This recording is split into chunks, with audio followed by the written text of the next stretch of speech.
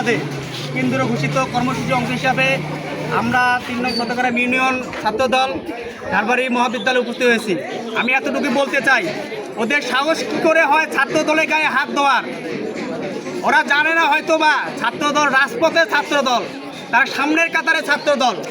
এই ছাত্রদল বিগত দিনে শেখ হাসিনাকে পতন ঘটানোর জন্য অনেক আন্দোলন করেছে, অনেক জুলুম করেছে, অনেক অত্যাচার সহ্য করেছে। ওদের কি করে সাহস হয় ছাত্রদলকে হত্যা করার?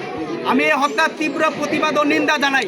সেই সাথে আমি বলতে চাই ডক্টর ইউনূস স্যারকে অতি সত্ত্বে খুনিদের আনে তাদের কঠিন থেকে কঠিনতম শাস্তি দেওয়ার বিশেষ দাবি জানাচ্ছি।